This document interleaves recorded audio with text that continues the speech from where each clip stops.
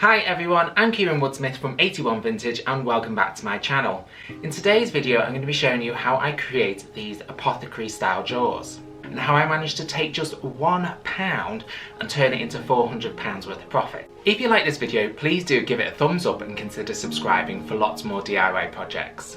And I bought a big job lot of wood for just £1. This was offcuts from a kitchen manufacturer and they didn't want them, so they put them on really cheap and I ended up buying them. Oops. And suddenly it popped into my mind that it would be great to have little apothecary style drawers for display. So since then I created 80 of them. And I'm going to share with you the process, and I sell them in my shop space for £5 each. Now making 80 sounds like a lot, but it goes very quickly. First thing you need to do is find some wood. When I make mine about 12 centimeters high, and this offcut was just perfect. Then you want to do a little bit of math. So what you want to do is measure the width of your board and also the thickness of your board. Then take your thickness, times it by 2 and add it to the width of your board. And that will give you the final measurement for your front faces. And you're going to need 2 of those, one for the back and one for the front. Then whatever is left over you can divide. Now in my case I only had this one piece of wood, so I just divided it into 3. But if you have lots of wood, then you can make them as deep or as big as you want.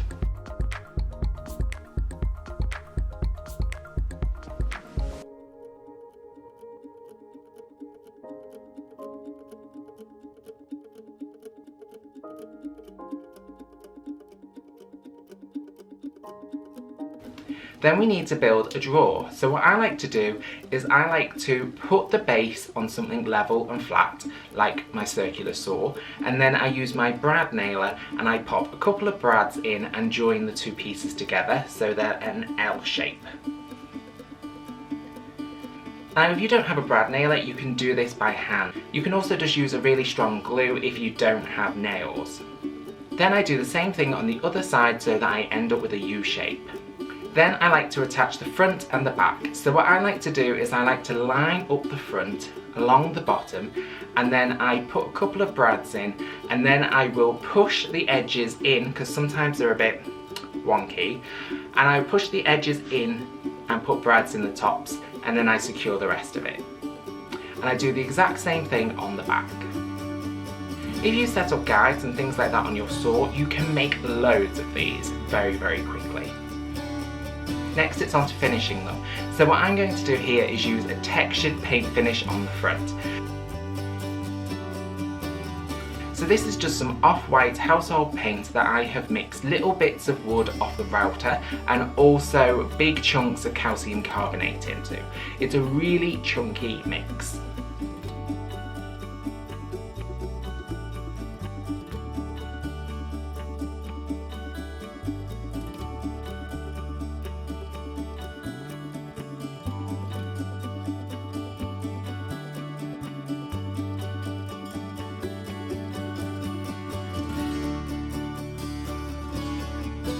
So I like to paint the inside and the edges of my boxes black.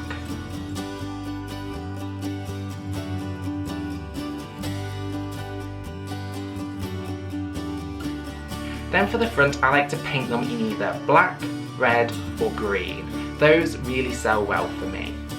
This paint came from a paint reclaim shop and I'll take you there one day and share it with that. That's where I get all my paint from.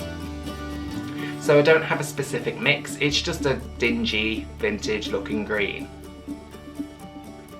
I just apply one thin coat over the front and then it's straight outside to distress it once it's all dry. So here I'm using 120 grit sandpaper, and this is not sped up. This is literally how long it took me to sand it. I sand the tops, the sides and the front.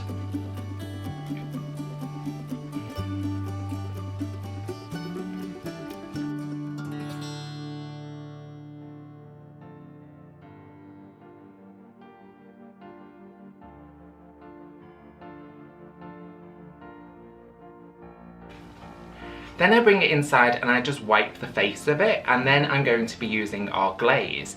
So this glaze is nearly in its final stages, so I will be offering this for sale pretty soon. We're just in the process of coming up with a name for it, and we're not quite sure what we're going to call it. So if you have any fun, quirky names for a dark glaze, then let me know down in the comments below, and there may be a prize if we pick yours.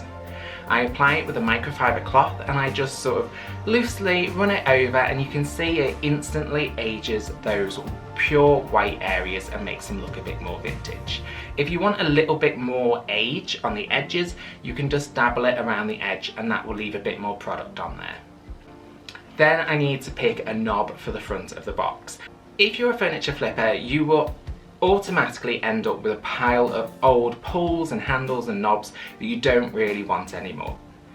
So I'm going to pick roughly where I want it to go, and then I'm just going to eyeball it and I'm going to drill right through. Then I stick my screw in from the back and I screw on the knob. Then it's time for labels. Now I have a big pile of labels because one day my printer went completely crazy and I didn't want to throw them away. So I have these pre-made, but I will include down below a PDF with my 2 most popular labels which I'm showing you here, and you can print them off and use them for your own projects. Just be sure to print them on a laserjet printer rather than an inkjet printer, otherwise you won't be able to stain them without smudging them. And to age the labels, I also use the glaze product as well. Then I just apply it on with some PVA glue. I put some glue on the back of it on a slick surface so I can easily pull it up, and then I just rub it over the front with a little bit of extra glue. Once that's completely dry, it's stuck on there.